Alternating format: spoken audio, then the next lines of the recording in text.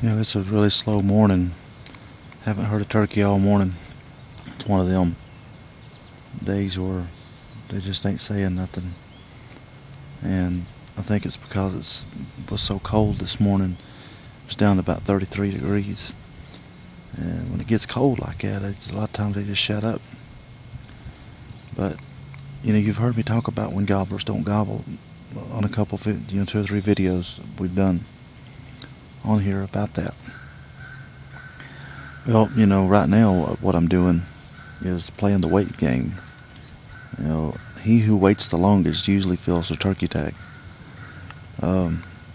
It's just a patient game. When you find days like this where they just ain't saying nothing, they ain't gobbling, you just have to play the waiting game. And what I like to do is, you know, get in these mid-morning spots. What I call mid-morning spots are these strut zones that you've heard me talk about, and just set up and call every 30 minutes or so.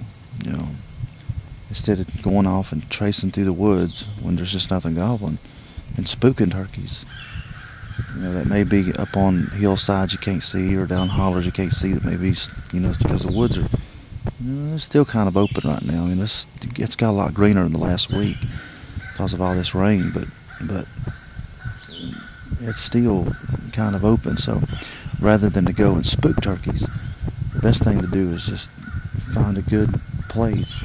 And if you know your property and you've hunted there for several years, or if you know how the turkeys kind of go from year to year, you know, that's what they do. You know, I know from years past this is a good area. They like to come up in the mid-morning. They strut around. I've heard a lot of turkeys down on this flat up in the mid-morning. You know, 9:30, 10, 11, 12 o'clock. And that's what you want to do. You just want to get in these spots, and even though they're not saying nothing, you know they're here. You know they're here. It's just they just ain't gobbling.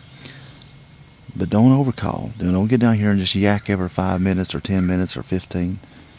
You know, when they ain't gobbling, I just find me a place like this, sit down, call every 30 minutes or so. You know, just a few yelps and a cluck.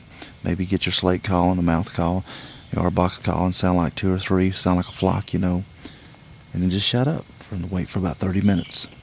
Then do the same thing about 30 minutes. And a lot of times that'll get them old gobblers that ain't saying nothing, but they'll slip right in on you. You know, it ain't the most exciting way to hunt, and it ain't what we all like. We all like to see them strutting and gobbling and coming in, but that don't happen all the time. So when that don't happen, you just have to play their game, and you just kind of have to get in here and and call and let them come in quiet on you. I've killed a lot like that.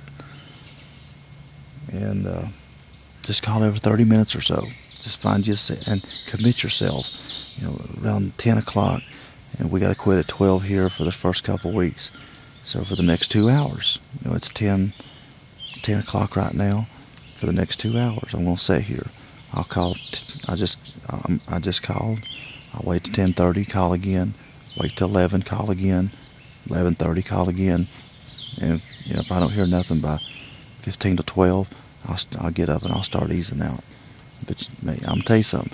You wouldn't be surprised how many turkeys die every year because hardcore turkey hunters that don't give up just because they ain't gobbling will play the waiting game. A lot of times that'll get them old silent gobblers come in on you.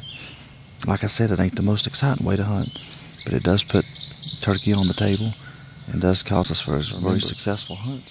He who waits the longest usually fills the turkey tag.